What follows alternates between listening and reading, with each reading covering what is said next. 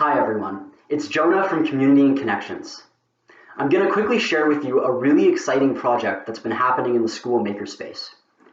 I'm sure that many of you have heard that around the world there's concern about a lack of personal protective equipment for medical healthcare workers.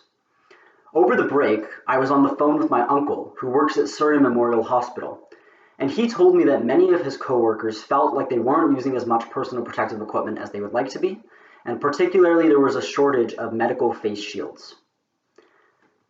I'm sure that many of you have also heard that around the world, people have been improvising and trying to build these necessary supplies using 3D printers and other technology. So, near the end of the break, I got in contact with Mr. Crompton and we started discussing the idea of using the school's 3D printers to try and fabricate face shields. We quickly settled on a couple of designs, and Ms. Gammon agreed to go into school during the day to facilitate the printing. While we're able to print the visor part of the shield, we needed to find plastic. We needed to source it to actually make the part that protects the face.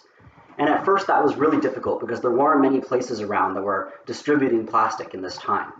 But we got in contact with a local plastic distributor called Acrylco, which has a warehouse in Vancouver, and they've now been delivering to us huge plastic rolls. We have enough plastic right now to produce about 150 face shields, but we have no plans of stopping production from this point forward. So I'm going to show you the final product here. This is what it looks like.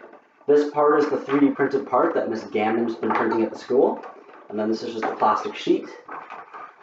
Fits really snug.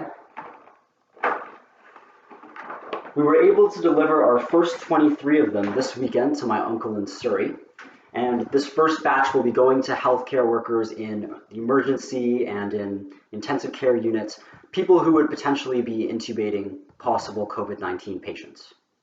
A huge thank you is due to Ms. Gammon, who's really been doing the heavy lifting for this project, going into the school every day, and to Mr. Crompton for making the whole thing happen. Lastly, we know that so many of you have been working to make a difference in these times, in a small and big ways. Even little things like visiting your grandparents in a physically distanced way really counts. And we invite you to share those things by posting a photo of you doing them on your Instagram story with the hashtag SaintsGoMad and by tagging @SaintsBC.